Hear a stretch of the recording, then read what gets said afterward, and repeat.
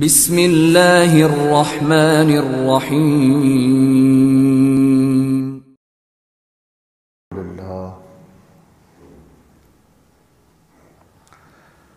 الحمد للہ رب العالمین والعاقبۃ للمتقین والصلاة والسلام علی سید الانبیاء والمرسلین وعلی آلہ الطیبین الطاہرین واصحابہ الہادیین المہدیین الراشدین۔ نشہد ان لا الہ الا اللہ وحدہ لا شریک لہ ونشہد ان سیدنا محمدا عبدہ ورسولہ، اما بعد فاعوذ باللہ من الشیطان الرجیم، بسم اللہ الرحمن الرحیم۔ وَإِذَا سَأَلَكَ عِبَادِي عَنِّي فَإِنِّي قَرِيبٌ أُجِيبُ دَعْوَةَ الدَّاعِ إِذَا دَعَانِ فَلْيَسْتَجِيبُوا لِي وَلْيُؤْمِنُوا بِي لَعَلَّهُمْ يَرْشُدُونَ۔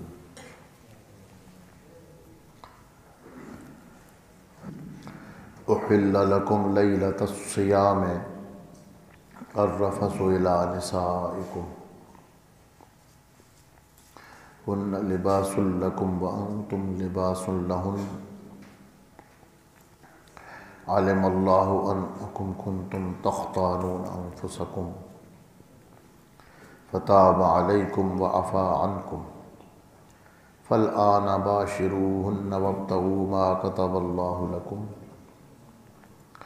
وَكُلُوا وَاشْرَبُوا حَتَّى يَتَبَيَّنَ لَكُمُ الْخَيْطُ الْأَبْيَضُ مِنَ الْخَيْطِ الْأَسْوَدِ مِنَ الْفَجْرِ ثُمَّ أَتِمُّوا الصِّيَامَ إِلَى اللَّيْلِ وَلَا تُبَاشِرُوهُنَّ وَأَنْتُمْ عَاكِفُونَ فِي الْمَسَاجِدِ تِلْكَ حُدُودُ اللَّهِ فَلَا تَقْرَبُوهَا كَذَلِكَ يُبَيِّنُ اللَّهُ آيَاتِهِ لِلنَّاسِ لَعَلَّهُمْ يَتَّقُونَ۔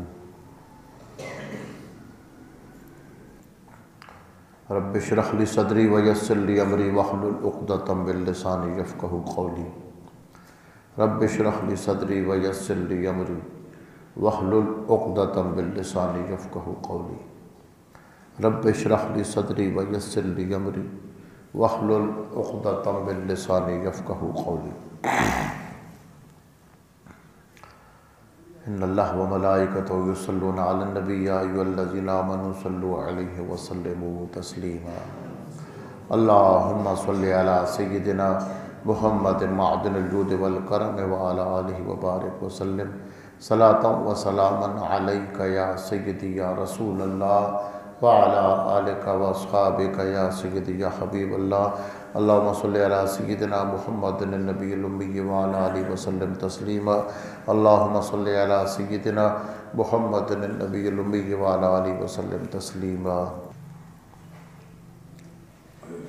انتہائی عزت اور تعظیم کے لائق حاضرین و سامعین، سورۃ البقرہ کی آیہ مبارکہ 186 اور 87 کی تلاوت کا شرف حاصل ہوا۔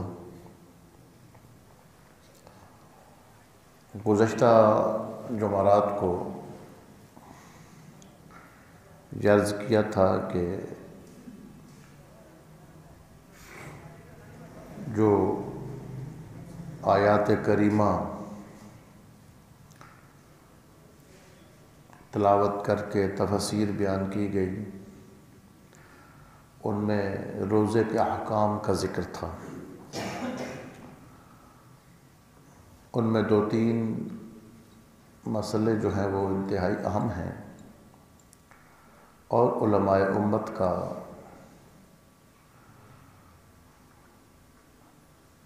کافی محنت اور چھان بین کے باوجود بھی ان پر اتحاد آج تک نہیں ہو سکا۔ ایک تو روزے کی حالت میں انجیکشن لگوانے سے روزے پر فرق پڑتا ہے یا نہیں پڑتا؟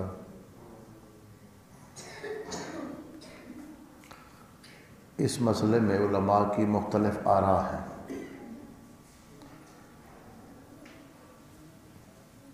اور وہ سب کے دلائل دیکھنے کے بعد بھی کوئی تسلی بخش نتیجے تک پہنچنا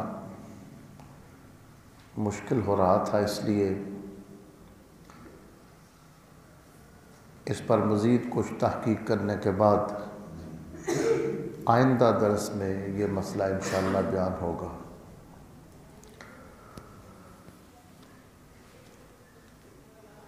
انجیکشن کے علاوہ ایک اور مسئلہ جس میں علماء کو مشکل درپیش ہے،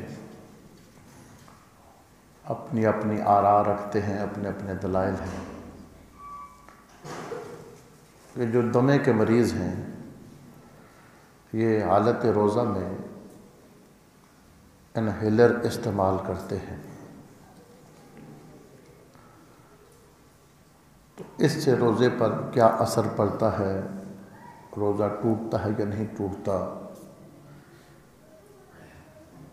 یہ بھی بڑا اہم مسئلہ ہے۔ تو تحقیق مکمل ہونے سے پہلے اس طرح کا نازک مسئلہ بیان کر دینا یہ قرین انصاف نہیں ہے، اس لیے کہ ایک تو آپ لوگ ہماری بات پر اعتماد کرتے ہیں، دوسرا جب یہ ریکارڈ ہو جاتا ہے تو دنیا بھر میں مختلف ممالک میں محبت والے، اپنے بیگانے، ہر طرح کے لوگ ان چیزوں کو سنتے ہیں، پھر لے دے بھی ہوتی ہے۔ تیسرا وہ مسئلہ جو علامہ غامدی صاحب نے 2 سال پہلے بیان کر دیا تھا کہ وہ لوگ جو پیپر دیتے ہیں گرمیوں کے موسم میں، تو اسٹوڈنٹ کے لیے انہوں نے گنجائش نکالی کہ وہ روزے چھوڑ دیں اور بعد میں رکھ لیا کریں۔ اس مسئلے میں بھی وہ متفرد ہیں، امت میں باقی اہل علم ان کے ساتھ نہیں ہیں، اور جن مسائل پر انہوں نے قیاس کیا وہ قیاس بھی درست نہیں ہے، کیونکہ یہ بھی ایک تحقیقی مسئلہ ہے اور اس میں پوری محنت کے ساتھ ان قیاسات پر تبصرہ کرنا ہے جن کی روشنی میں انہوں نے یہ مسئلہ بیان کیا، اور وہ اس پر ابھی تک ڈٹے ہوئے ہیں۔ تو یہ مسائل جو ہیں انشاءاللہ مزید تحقیق کرنے کے بعد امید ہے انشاءاللہ آئندہ جمعرات تک میں آپ حضرات کے سامنے بیان کروں گا، اور کوئی تسلی بخش نتیجہ تک ہم پہنچ جائیں گے۔ سر دست اس لیے قرآن مجید کی سورہ بقرہ کی اگلی 2 آیات کی تلاوت کی ہے۔ ایک تو گزشتہ درس میں یہ بیان کیا تھا کہ روزے کی فضیلتوں میں سے ایک فضیلت یہ ہے کہ روزہ دار جب تک روزہ کی حالت میں ہوتا ہے، چاہے وہ 10 گھنٹے ہوں یا 16-17 گھنٹے ہوں، روزہ رکھنے کے بعد افطار تک اس سارے وقت میں اللہ اس کی دعا کو قبول فرماتا ہے، چاہے وہ فرض روزہ ہو یا نفلی روزہ ہو۔ اس سلسلہ میں جو حدیث مبارکہ پیش کی تھی وہ صحیح حدیث ہے، جامع ترمذی شریف میں ہے۔ اس کے علاوہ مسند طیالسی میں، سنن ابو داود میں، ابن ماجہ، امام احمد بن حنبل کی مسند، امام ابن حبان کی صحیح، درجنوں احادیث کی کتب کے اندر یہ حدیث موجود ہے ثلاث دعوات مستجابات۔ اللہ کے حبیب صلی اللہ علیہ وآلہ وسلم ارشاد فرماتے ہیں کہ 3 دعائیں اللہ تعالیٰ کی بارگاہ میں قبول ہوتی ہیں،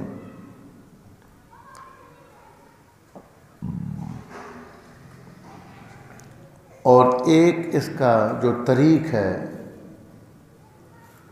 اس میں آخر میں الفاظ ہیں مستجابات لا شک فیہن،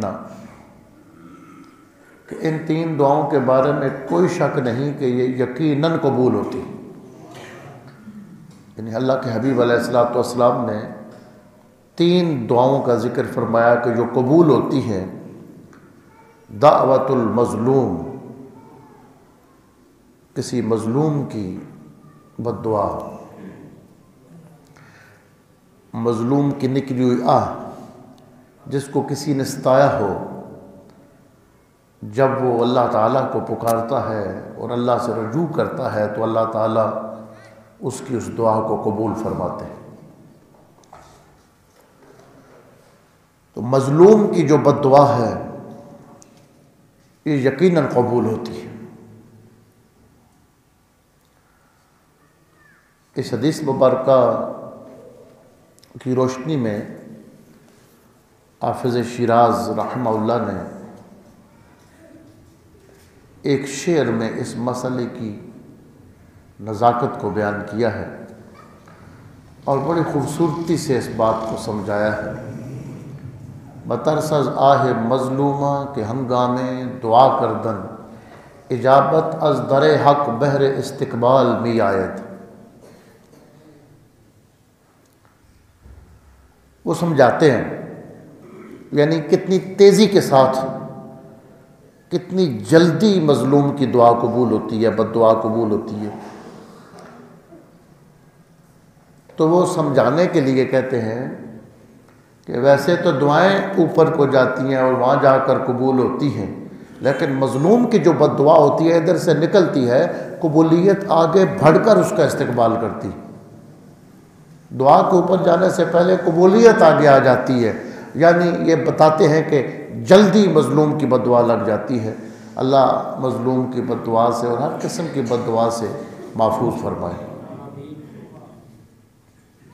ایک بات میرے ذہن میں آ گئی ہے، حضرت شاہ ولی اللہ صاحب محدث دہلوی رحمہ اللہ نے حوام میں ایک کتاب لکھی ہے اور یہ بڑی اہم کتاب ہے ان کی۔ حضرت مجدد گولڈہ سیدنا پیر مہر علی شاہ صاحب رحمۃ اللہ علیہ مجدد اسلام نے اس کتاب کی تعریف کی ہے۔ ملفوظات میں آپ نے فرمایا کہ اس کتاب کا مطالعہ کرنا چاہیے۔ تو حوامے میں دعا بد دعا پر بحث کی ہے کہ کبھی تو بد دعا ایسے لگ جاتی ہے کہ کئی نسلوں تک اس کا اثر جاتا ہے۔ اس پر وہ کہتے ہیں کہ اگر کسی کو بد دعا لگی ہوئی اور اس کو احساس ہو جائے کہ مجھے بد دعا لگی ہے تو کیا اس کا بھی کوئی حل ہے کہ بد دعا کا اثر ضائع ہو جائے؟ کسی کی بد دعا لگ گئی تھی، کسی کی آہ لگ گئی تھی اور وہ بندہ سمجھ گیا ہے کہ مجھے بد دعا لگی ہے اور وہ چاہتا ہے کہ اس بد دعا کے اثر مجھ سے ختم ہو جائے، تو شاہ ولی اللہ صاحب کہتے ہیں کہ اس میں تجربہ یہ ہے کہ لا حول ولا قوت الا باللہ کو زیادہ پڑھے تو اللہ بد دعا کے اثر سے نجات دے دیتا ہے۔ تو یہ ایک ضمناً ایک بات آ گئی، میں نے عرض کر دی ہے کہ مظلوم کی جو بد دعا ہے،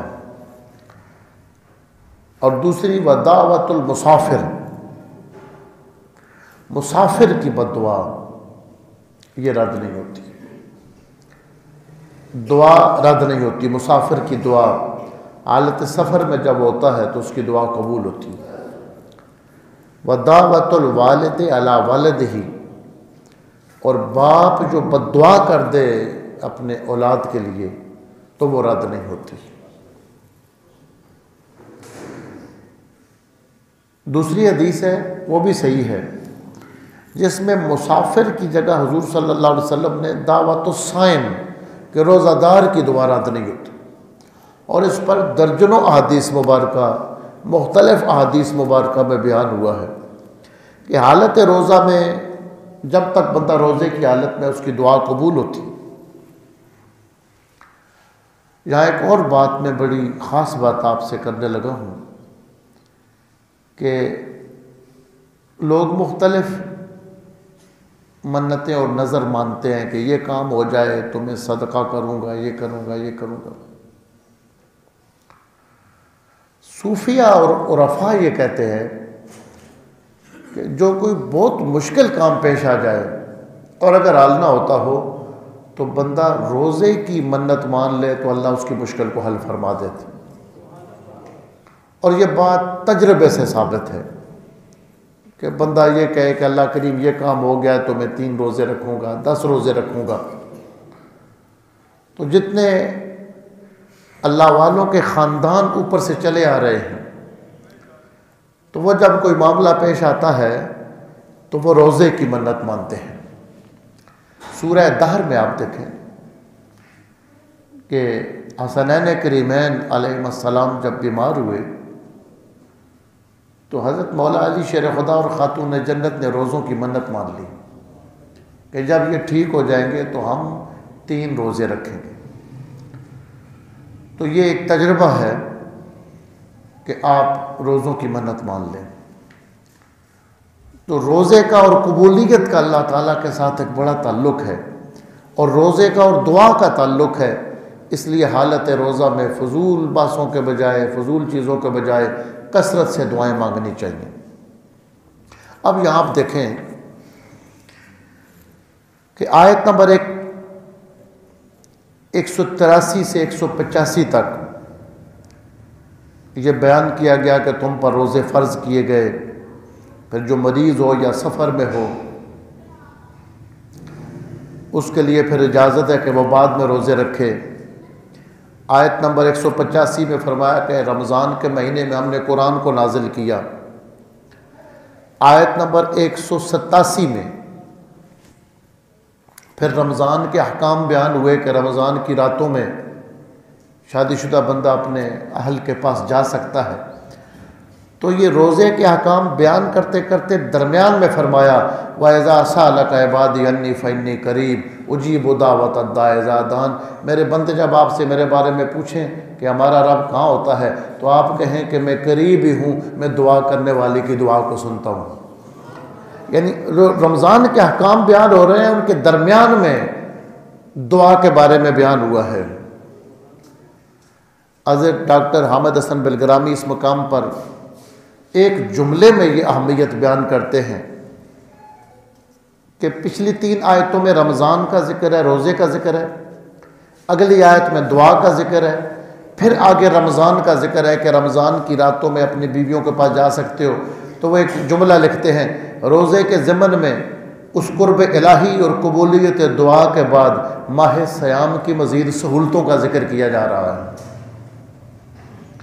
وَإِذَا سَأَلَكَ عِبَادِي عَنِّي فَإِنِّي قَرِيبٌ۔ اس آیہ مبارکہ کے شان نزول کے حوالے سے جو مستند روایات یہ ہیں کہ صحابہ کرام نے عرض کی یا رسول اللہ صلی اللہ علیہ وسلم ہمیں بتائیں ہمارا رب کہاں ہے، دور ہے یا قریب ہے، ہم کس وقت اور کیسے اپنے رب سے کوئی چیز مانگا کریں۔ تو ان کے سوال پر یہ آیت اتری وَإِذَا سَأَلَكَ عِبَادِي عَنِّي فَإِنِّي قَرِيبٌ۔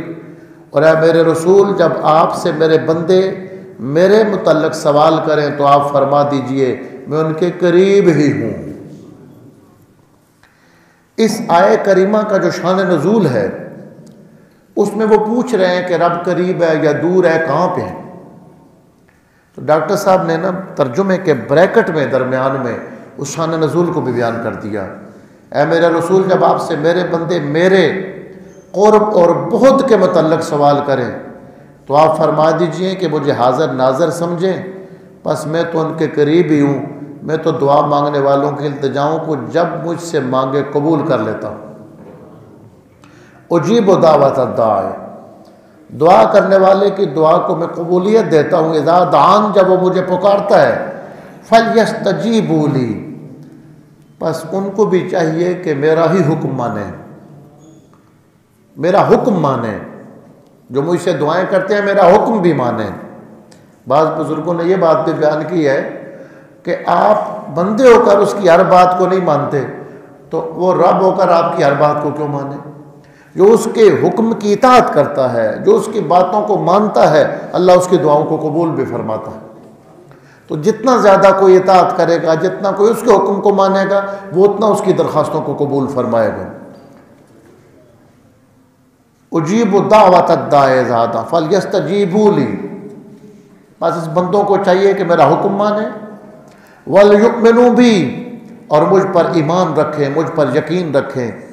لَعَلَّهُمْ يَرْشُدُونَ، تاکہ وہ ایسی راہ پر آ جائیں جو نیک بختوں کی راہ ہے، تاکہ وہ ہدایت پا جائیں.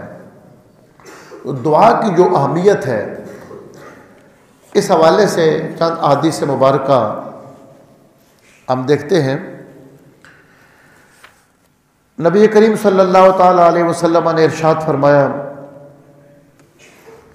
کہ اپنی جانوں پر سختی نہ کرو،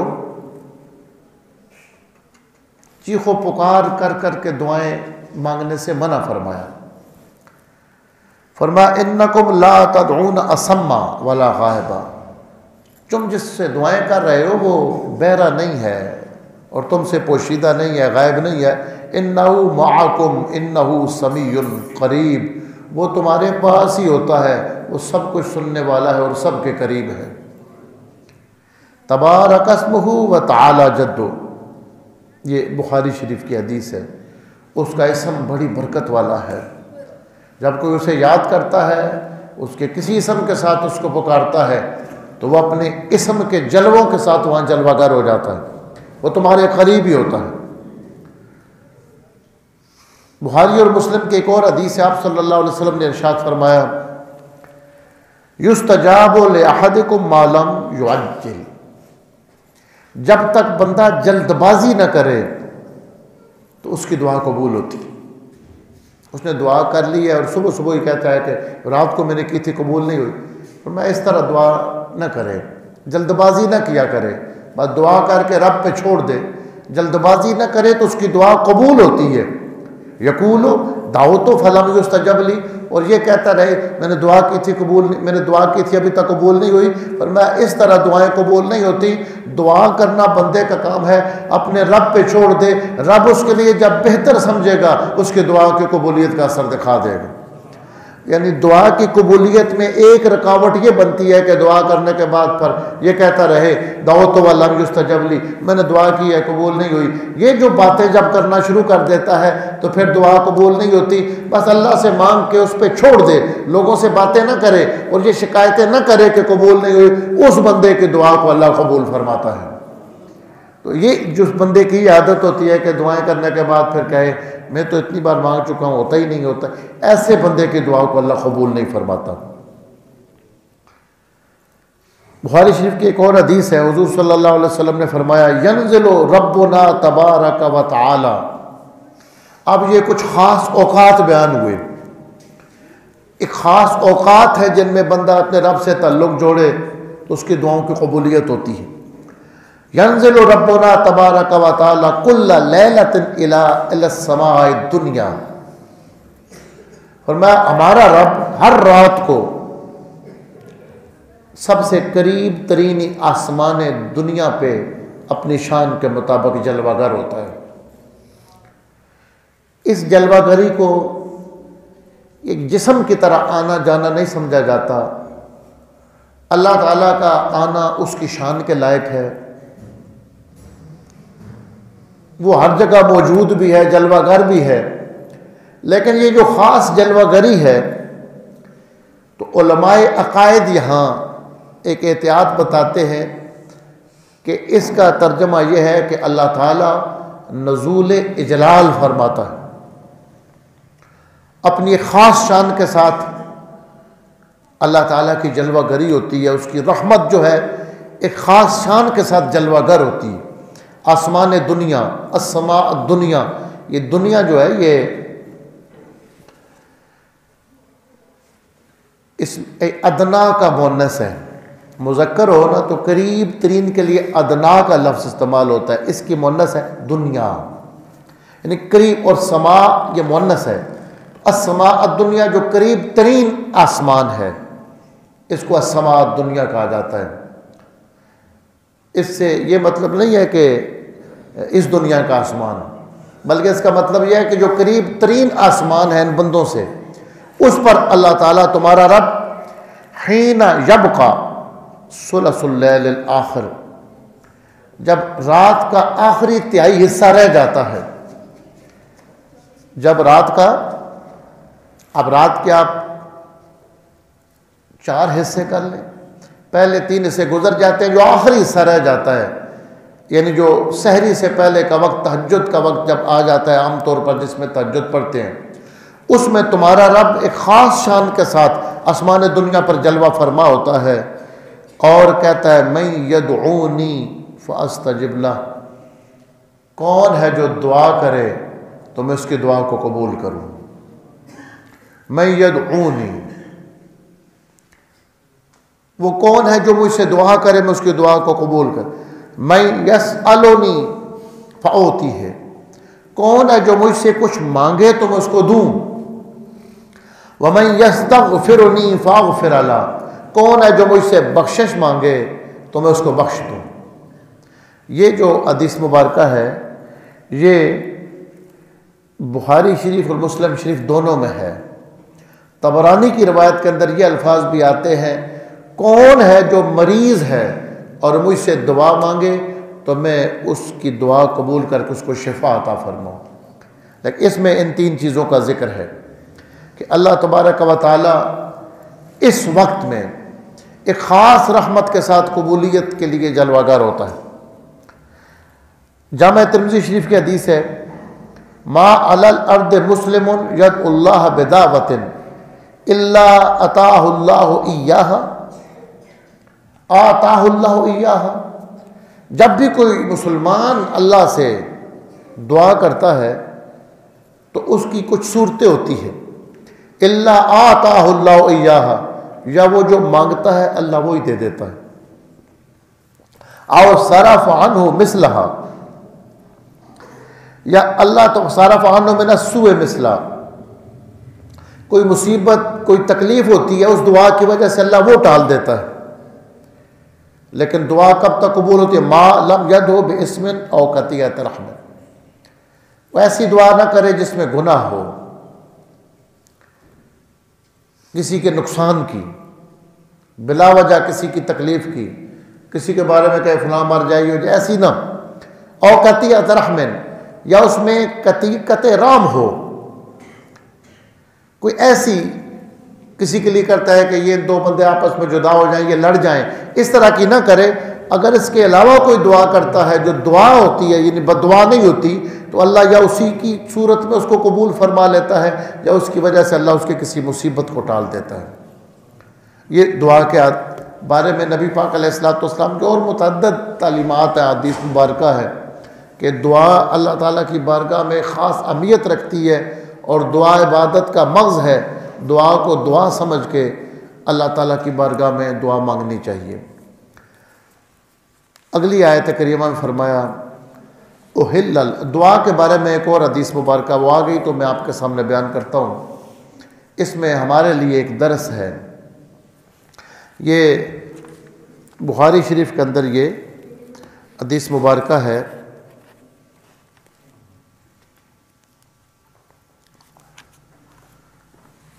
حضرت علقمہ جو عظیم تابعی ہیں وہ اس حدیث مبارکہ کو بیان کرتے ہیں۔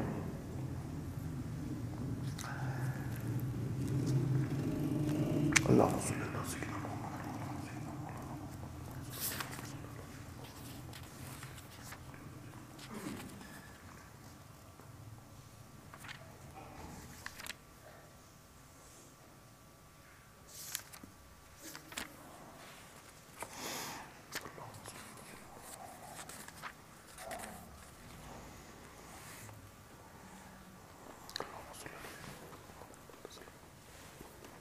یہ جو حدیث مبارکہ ہے صحیح بخاری کے اندر باب کتاب و فضائل اصحاب النبی، صحابہ اکرام کے فضائل کے جو 20واں باب ہے، مناقب عمار و حذیفہ رضی اللہ تعالیٰ عنہ، حضرت حذیفہ اور حضرت عمار بن یاسر رضی اللہ تعالیٰ عنہ کے فضائل کے اندر یہ حدیث آتی ہے۔ آج جب آپ ایک سیکٹر سے دوسرے سیکٹر میں اپنی رہائش منتقل کرتے ہیں تو ہمارے لوگوں کے لیے مسائل ہوتے ہیں، کہاں جمعہ پڑھیں گے، پتہ نہیں کیا کوئی بیان کرے گا، گمراہ نہ ہو جائیں، یہ نہ ہو جائے، وہ نہ ہو جائے۔ تو یہ مسائل اس وقت سے لوگوں کو درپیش تھے کہ جب کسی شہر میں چلے جائیں، نئے شہر میں، نئی بستی میں، تو ہم ہدایت پر قائم کیسے رہیں۔ تو وہ اس تعلیم پہ عمل کرتے تھے کہ وہاں کوئی ایسا بندہ اللہ کا مل جائے جو ہدایت والا ہو، اس کے ذریعے اللہ مجھے ہدایت پہ قائم رکھے۔ یہ طریقہ تھا، اور یہ بخاری شریف کی حدیث ہے کہ اب اس میں دعا کی ایک اہمیت نبی پاک علیہ السلام سے جو صحابہ کرام نے سیکھا، آگے تابعین کو سکھایا۔ حضرت علقمہ یا عبداللہ بن مسعود رضی اللہ تعالی عنہ کے شاگرد ہیں، یہ کوفہ میں رہتے تھے، یہ کوفہ سے شام میں گئے تو کہتے ہیں قدمت الشام فصلیت رکعتین، 3742 نمبر حدیث ہے بخاری شریف میں، اور 3287 پر بھی آتی ہے، 3743 پر بھی، یعنی 3 مقامات پر یہ حدیث آتی ہے۔ حضرت علقمہ کہتے ہیں کہ جب میں شام میں گیا تو میں نے سب سے پہلے 2 رکعت نماز پڑھی اور اللہ سے ایک دعا کی۔ یہ بڑی اہم بات ہے کہ آپ اللہ تعالیٰ سے دعا کریں کہ ہدایت پہ قائم رہنے کے لیے کوئی بندہ مجھے مل جائے، جس نیک بندے، جس صالح بندے، جس اللہ کے مقرب بندے کے پاس میں بیٹھوں تو میں گمراہی سے بچ جاؤں۔ یہ دعا کرنا یہ ثابت ہے، یہ صحابہ اکرام تابعین کا طریقہ ہے، اسلاف کا طریقہ ہے کہ جب آپ کسی نئے شہر میں جائیں، نئی بستی میں جائیں تو اللہ کی بارگاہ میں دعا کریں اللہ ایسا بندہ ملا دے جس کے ذریعے میں ہدایت پہ قائم رہوں۔ علقمہ کہتے ہیں کہ میں جب گیا میں نے 2 نفل پڑھے اور میں نے کہا اللہم یسر لی جلیسا صالحا، یا اللہ اس شہر میں مجھے اپنے بندوں میں سے کسی صالح بندے کی صحبت میسر فرما دے، کسی اللہ کے بندے کی صحبت مل جائے جس کے ذریعے میں گمراہی سے بچ جاؤں۔ اللہم یسر لی جلیسا صالحا، یا اللہ مجھے صالح ساتھی دے دے۔ یہ دعا کی اور 2 نفل پڑھنے کے بعد اور اللہ پہ چھوڑ دیا کہ اب اللہ اپنا بندہ ملا دے گا جس کے ذریعے مجھے دین ملتا رہے گا، دین کو سیکھتا رہوں گا، ہدایت ملتی رہے گی۔ کہتے ہیں یہ دعا کی فاتح تو قومن، دعا کرنے کے بعد میں ایک جگہ گیا، لوگ بیٹھے ہوئے تھے تو میں ان کے پاس بیٹھنے کے لیے جب گیا فَإِذَا شَيْخٌ قَدْ جَاءَ، تو ایک بزرگ بوڑھی عمر کے ایک اللہ والے چلتے چلتے آئے، حتیٰ یجلس یا جنبی، اور آ کر میرے پاس بیٹھ گئے۔ لوگ بیٹھے تھے، میں دعا کرنے کے بعد نکلا اور دعا یہ تھی کہ اللہم یسر لی جلیسا صالحا، یا اللہ مجھے صالح اور نیک اور اپنا مقرب کوئی مقبول بندہ ملا دے۔ تو کہتے ہیں جب میں لوگوں میں بیٹھا ایک ہستی آئی اور میرے پاس بیٹھا، من ہاذا، یہ کون ہے؟ تو لوگوں نے کہا یہ حضور کا صحابی ابو درداء ہے۔ ابو درداء فقیہ شام تھے، شام کے اندر یہ لوگوں کو دین سکھاتے تھے، حضور کے صحابی تھے۔ تو میں نے حضرت ابو درداء سے کہا دعوت اللہ ان یسر لی جلیسا صالحا فیسرک لی، میں نے اللہ سے دعا کی تھی کہ اللہ کوئی بندہ ملا دے تو اللہ نے آپ سے ملا دیا۔ تو حضرت ابو درداء نے فرمایا کہ میں من انتا، کہاں سے ہو تم؟ تو میں نے کہا میں کوفہ سے آیا ہوں۔ تو کہنے لگے کہ کیا تمہارے اندر وہ بندہ کوفہ میں موجود نہیں ہے جو حضور کے نالین بھی اٹھاتا تھا، حضور کا مسواک بھی جس کے پاس ہوتا تھا، حضور کا تکیہ جس کے پاس ہوتا تھا؟ یعنی حضرت عبداللہ بن مسعود حضور صلی اللہ علیہ وسلم کا تکیہ، نبی پاک علیہ السلام جہاں سر مبارک جس پہ رکھتے تھے وہ بھی حضرت عبداللہ بن مسعود اٹھاتے تھے، اور نبی پاک صلی اللہ علیہ وسلم کا مسواک، آپ کی عطر والی ڈبیا، آپ کی سرما دانی ان کے پاس ہوتی تھی، اور سرکار جب کسی مجلس میں بیٹھتے تو حضور کے نالین مبارک اٹھا کے کھڑے ہو جاتے۔ صاحب نال رسول حضرت عبداللہ بن مسعود، فرمایا کیا تم میں وہ عبداللہ بن مسعود کوفے میں نہیں تھے کہ، اور کیا تم میں وہ بندہ کوفے میں نہیں ہے اجارہ اللہ من الشیطان علی لسان نبیہ، کہ حضور علیہ السلام نے جس بندے کے بارے میں فرمایا تھا کہ اللہ نے شیطان سے اس کی مکمل حفاظت فرما دی اور شیطان اس کو گمراہ نہیں کر سکتا، اور وہ حضرت عمار بن یاسر ہیں جن کے بارے میں یہ فرما دیا گیا کہ جب تک یہ دنیا میں رہیں گے آخر تک یہ حق پہ رہیں گے، تو تم میں تو وہ بھی موجود تھے۔ اور پھر فرمایا اولیس فیکم صاحب سر النبی الذی لا یعلم احد غیرہ، کیا تم میں وہ صاحب راز رسول نہیں ہے جس کو رسول نے وہ راز بتائے جو ان کے علاوہ کسی کو نہیں بتائے، وہ حضرت حذیفہ بن یمان رضی اللہ تعالیٰ عنہ۔ تو کسی آپ نئے شہر میں جاتے ہیں، نئی بستی میں جاتے ہیں، تو سب سے پہلے اللہ کی بارگاہ میں دعا کریں کہ یا اللہ یہاں میں رہنے لگا ہوں، ڈیرا لگانے لگا ہوں، اپنا ایسا بندہ ملا دے جس کے ذریعے میں ہدایت پر قائم رہوں، تیرا دین سیکھنے کے لیے، دین کے مسائل کے لیے مجھے بندہ مل جائے تو تیری بارگاہ میں مقبول ہو۔ یہ آپ کر کے اللہ پہ چھوڑ دیں، اللہ خود ایسا بندہ ملا دے گا جس کے سبب سے آپ گمراہ نہیں ہو سکیں گے۔ اس لیے کہ اللہ تعالیٰ نے ہدایت کے لیے بھی دنیا میں بندے پیدا کیے ہیں اور لوگوں کو گمراہ کرنے کے لیے بھی دنیا کے اندر مخلوق موجود ہے۔ تو جب اللہ سے آپ رابطہ رکھیں گے، اللہ کسی ایسے بندے کے پاس آپ کو پہنچا دے گا جس سے آپ کو دین کی صحیح تعلیمات ملتی رہیں گی۔ تو یہ حضرت ابو درداء رضی اللہ تعالیٰ عنہ حضور پاک علیہ الصلوۃ والسلام کے صحابی ہیں۔ یہ شام سارے صحابہ کرام ٹیچنگ نہیں کرتے تھے، سارے نہیں پڑھاتے تھے۔ حضرت ابو درداء شام میں لوگوں کو قرآن و حدیث پڑھاتے تھے۔ حضرت عبداللہ بن مسعود اور عمار بن یاسر رضی اللہ عنہما کوفہ میں، جب کوفہ کے لوگوں نے درخواست دی حضرت عمر فاروق رضی اللہ تعالیٰ عنہ کو کہ کوئی بندہ ہمیں بھیجیں جو ہمیں دین سکھائے، تو آپ نے حضرت عمار اور عبداللہ بن مسعود دونوں کو بھیج دیا۔ تو کوفے سے کسی نے خط لکھا کہ کسی اور کو بھی آپ بھیج دیتے، تو حضرت عمر نے فرمایا کہ ہم نے تو تمہیں وہ 2 بندے دے دیے ہیں مدینے والے خود جن کے علم کے محتاج، مدینے میں جن کی ضرورت پڑتی ہے، ہم نے وہ بندے دے دیے عبداللہ بن مسعود اور عمار بن یاسر رضی اللہ تعالی عنہما۔ یہ کوفہ میں تھے، شام میں حضرت ابو درداء، کوفہ میں عبداللہ بن مسعود اور عمار بن یاسر، مدینہ طیبہ میں سیدنا علی مرتضیٰ، اور مکہ شریف میں جناب عبداللہ ابن عباس۔ یہ لوگوں کو دین سکھاتے تھے، لوگوں کو قرآن پڑھاتے تھے، لوگوں کو رسول اللہ کا بتایا ہوا اسلام سکھاتے تھے۔ یہ بڑے مدرسین تھے، بڑے ٹیچر تھے صحابہ کرام میں۔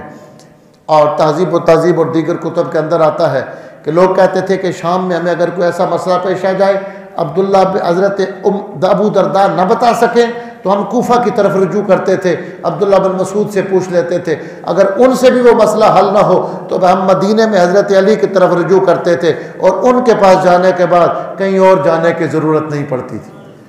وہاں کر ہمارا وہ مسئلہ مشکل سے مشکل مسئلہ ہو وہ حل ہو جاتا تھا۔ یہ حضرت ابو درداء، وہ جن کی دعائے ابو درداء بڑی مشہور ہے، عام طور پر یہ جو منزل قرآن مجید کی ملتی ہے اس کے آخر میں لکھی ہوتی ہے، حضور صلی اللہ علیہ وسلم کی دعا جناب ابو درداء کو آپ نے جو سکھائی اور انہوں نے آگے صحابہ کرام کو سکھائی۔ آپ کو کسی نے کہا کہ آگ لگی ہے اور آپ کی دکان جل گئی، تو آپ نے فرمایا نہیں ایسا نہیں ہو سکتا۔ 2-3 بندوں نے کہا، انہوں نے کہا ایسا نہیں ہو سکتا۔ بعد میں پتہ چلا کہ ادھر ادھر آگ لگی لیکن آپ کا جو حصہ تھا وہ بچ گیا۔ تو فرمانے لگے مجھے پورا یقین تھا کہ آج کے دن میرا یہ نقصان نہیں ہو سکتا، کہ رسول کریم صلی اللہ علیہ وسلم نے ایک دعا بتائی تھی کہ وہ پڑھ لو تو شام تک اللہ تعالیٰ حفاظت فرماتا ہے، اور میں نے اپنے نبی کی بتائی ہوئی دعا سے وہ پڑھی ہوئی تھی۔ اللہم انت ربی لا الہ الا انت علیک توکلت وانت رب العرش العظیم ما شاء اللہ کان وما لم یشاء لم یکن ولا حول ولا قوة الا باللہ العلی العظیم اعلم ان اللہ علی کل شیء قدیر وان اللہ قد احاط بكل شیء علما اللہم انی اعوذ بک من شر نفسی ومن شر کل دابۃ انت آخذ بناصیتها ان ربی علی صراط مستقیم۔ یہ دعائے حضرت ابو درداء ہے، فرماتے ہیں یہ صبح پڑھ لو تو شام تک اللہ تعالیٰ ہر قسم کے نقصان سے بندے کو محفوظ فرماتا ہے۔ جو شام کو پڑھ لے تو صبح تک اللہ تعالیٰ اس کی حفاظت فرماتا ہے۔ تو حضرات میں عرض کر رہا تھا کہ یہ آیات کریمہ جن کا تعلق دعا کے ساتھ ہے، اس کے بعد سورہ بقرہ کی آیت نمبر 187 ہے۔ اس آیت کریمہ میں رمضان المبارک کی ایک سہولت کا بیان ہوا ہے۔ ماہ رمضان میں پہلے شادی شدہ لوگوں کو ماہ رمضان کی راتوں میں بھی جو تعلقات ہیں گھر والوں سے یہ منع کر دیے گئے تھے۔ پورا مہینہ جو تھا وہ عبادت میں گزارنا تھا، دن کو روزہ اور رات کو عبادت یا آرام جو کچھ. تو کچھ لوگ ایسے تھے جو جن سے نہیں ہو سکتی تھی یہ پابندی، اور وہ اپنی ازواج کے پاس چلے جاتے تھے. حدیث مبارکہ میں خصوصاً جامع البیان میں جو تفسیر طبری ہے، اس میں بہت ساری روایات ہیں، بہت ساری شخصیات کا ذکر آتا ہے. تو وہ ان سے یہ پابندی نہ ہو سکی، اور ان میں حضرت عمر فاروق رضی اللہ تعالیٰ عنہ کا اسم گرامی بھی آتا کہ ماہ رمضان کی راتوں میں منع تھا عشاء کے بعد پھر ازواج کے پاس جانا، لیکن وہ چلے گئے اور حضور علیہ السلام کی بارگاہ میں اپنا معاملہ پیش کیا تو اللہ تعالیٰ نے اس پر سہولت فرمائی. اور میں احل لکم لیلۃ الصیام الرفث الی نسائکم، آج کے بعد رمضان کی راتوں میں عورتوں کے پاس جانا خدا نے تمہارے لیے حلال کر دیا. یعنی وہ لوگ جن سے وہ خطا ہوئی وہ باقی لوگوں کے لیے سہولت کا سبب بن گئی. ہن لباس لکم وانتم لباس لہن، وہ عورتیں تمہارا لباس ہیں اور تم ان کا لباس ہو. علم اللہ انکم کنتم تختانون انفسکم، اللہ کو معلوم ہے کہ تم اپنے حق میں خیانت کرتے رہتے تھے. اس حکم کی پابندی تم سے نہیں ہو سکی، اللہ سب کچھ جانتا ہے، لیکن چونکہ اپنی غلطی پر نادم ہو، فتاب علیکم، تو اللہ نے تمہاری توبہ قبول فرما لیا، وعفی عنکم، تمہیں معاف فرما دیا ہے. فالآن باشروہن وابتغوا ما کتب اللہ لکم، اب تمہیں اجازت ہے اپنی بیویوں کے پاس جا سکتے ہو، صحبت کر سکتے ہو اور وہ کچھ حاصل کر سکتے ہو جو اللہ نے تمہارے لیے لکھ دیا ہے. اولاد کے لیے تم کوشش کر سکتے ہو. وَكُلُوا وَاشْرَبُوا حَتَّى يَتَبَيَّنَ لَكُمُ الْخَيْطُ الْأَبْيَضُ مِنَ الْخَيْطِ الْأَسْوَدِ مِنَ الْفَجْرِ، جب تک فجر کا سفید دھاگا سیاہ دھاگے سے علیحدہ واضح نہیں ہو جاتا، اس وقت تک تم کھا پی سکتے ہو، تمہارے لیے اجازت ہے. ثُمَّ أَتِمُّوا الصِّيَامَ إِلَى اللَّيْلِ، پھر تم اس روزے کو رات تک پورا کرو. وَلَا تُبَاشِرُوهُنَّ وَأَنْتُمْ عَاكِفُونَ فِي الْمَسَاجِدِ، مسجد میں جب اعتکاف کی حالت میں تم ہو تو تم ان سے صحبت نہ کرو. تِلْكَ حُدُودُ اللَّهِ، یہ اللہ کی حدیں ہیں. فَلَا تَقْرَبُوهَا، ان حدوں کے قریب نہ جاؤ. كَذَلِكَ يُبَيِّنُ اللَّهُ آيَاتِهِ لِلنَّاسِ، اللہ تعالیٰ اس طرح اپنی آیتوں کو لوگوں کے لیے واضح کرتا ہے. لَعَلَّهُمْ يَتَّقُونَ، تاکہ وہ پرہیزگار ہو جائیں. تمہارے لیے حدود و قیود بیان کر دی گئی ہیں. اعتکاف کی حالت میں چاہے نفلی اعتکاف سنت ہے یا واجب، اعتکاف ایک واجب ہوتا ہے کہ کسی بندے نے یہ منت مان لی کہ اگر میرا یہ کام ہو گیا تو میں اعتکاف کروں گا، تو وہ اعتکاف واجب ہو جاتا ہے. اسی طرح اعتکاف دوسری قسم ہے اعتکاف سنت موقدہ، ماہ رمضان کے آخری عشرے میں مسجد میں جا کر اعتکاف کرنا. اور اعتکاف واجب ہو یا سنت، ان دونوں میں روزہ رکھنا شرط ہے. ایک نفلی اعتکاف ہوتا ہے کہ ویسے مسجد میں بندہ جا کر ایک دن کے لیے بیٹھ گیا، اس میں روزہ رکھنا شرط نہیں ہے، لیکن سنت اور واجب میں روزہ رکھنا شرط ہے. اور جو اعتکاف سنت ہے، جب وہ اس میں بندہ بیٹھ جاتا ہے، اعتکاف کر لیتا ہے، تو اس کو مکمل کرنا واجب ہو جاتا ہے. اس کو بھی جب تک اس نے شروع نہیں کیا تھا تو سنت تھا، لیکن اب اس نے بیٹھ گیا ہے تو وہ اس کے لیے واجب ہو جاتا ہے. اور اگر اس میں ایک دن کے لیے وہ اٹھ کر گیا تو امام ابو حنیفہ کہتے ہیں کہ ایک ہی دن کا اعتکاف کرنا پڑے گا. بعض ائمہ تو یہ کہتے ہیں کہ اگر اٹھ گیا تو اعتکاف اس کا ٹوٹ گیا، نئے سرے سے 10 دن کے لیے بیٹھے. لیکن امام ابو حنیفہ فرماتے ہیں کہ وہ بعد میں ایک دن کے لیے روزہ رکھ کے مسجد میں بیٹھ جائے. اگر 2 دن وہ اعتکاف سے وہ اٹھ کر چلا گیا تھا، کسی وجہ سے کوئی ایسے حالات پیش آ گئے تھے، تو بعد میں 2 دن روزہ رکھ کر بیٹھے. یہ اسی پر ہمارے ہاں فتویٰ دیا جاتا ہے. امام ابو حنیفہ نے جو یہ مسئلہ بیان کیا ہے تو فرمایا کہ جو اعتکاف ہے، اعتکاف واجب ہو یا سنت، اس کے اندر روزہ بھی ضروری ہے اور مسجد کے اندر یہ اعتکاف ہوتا ہے. نفلی اعتکاف کے اندر روزہ ضروری نہیں ہوتا. فلا تقربوها، جو اللہ نے حدیں قائم کر دی ہیں ان کے قریب نہ جاؤ. کذالک یبین اللہ آیاتہ للناس. اس کے بعد اگلی آیت میں فرمایا ولا تاکلوا اموالکم بینکم بالباطل، ایک دوسرے کا مال حرام طریقے سے نہ کھاؤ. وتدلوا بها الی الحکام، کہ لوگوں کا مال کا کچھ حصہ ناجائز طور پر ایسے کھاؤ. اور اس کو رشوت کے طور پر حاکموں کے پاس لے جاؤ اپنے مال کو. لِتَأْكُلُوا فَرِيقًا مِّنْ أَمْوَالِ النَّاسِ، تاکہ لوگوں کا جو مال ہے اس میں سے تم حصہ کھاؤ گناہ کے ساتھ وَأَنْتُمْ تَعْلَمُونَ. یہ آگے کچھ احکامات بیان ہوئے ہیں، ان کی شان نزول بھی بڑا اہم ہے، انشاءاللہ بیان ہوگا. تو پہلے روزے کے احکام بیان ہوئے، اس کے بعد حلال رزق کا ذکر ہوا. ڈاکٹر حامد حسن بلگرامی نے یہاں بھی بڑا شاندار جملہ دونوں آیتوں کے درمیان ربط کے لیے لکھا ہے کہ حدود کا ذکر تھا، اب ان امور کا بیان کیا جا رہا ہے جو روح کی پرواز میں حائل ہیں. یعنی رزق حلال اور حرام کے احکام بیان ہو رہے ہیں کہ جو حرام رزق ہے یہ روح کی پرواز کے اندر رکاوٹ بنتا ہے، جس کو اقبال نے بھی بیان کیا ایک مقام پر، اے طائر لاہوتی اس رزق سے موت اچھی. جو لاہوت کا پرندہ ہے، اے طائر پرندے کو کہتے ہیں، اے طائر لاہوتی اس رزق سے موت اچھی جس رزق سے آتی ہو پرواز میں کوتاہی. تو آگے وہ احکام بیان ہوئے ہیں. اس آیت کا شان نزول تفصیل کے ساتھ انشاءاللہ آئندہ درس میں بیان کیا جائے گا، اور دیگر احکامات جو روزے کے ہیں. اللہ پاک ہمیں قرآن مجید کا فہم نصیب فرمائے. وآخر دعوانا الحمدللہ رب العالمین.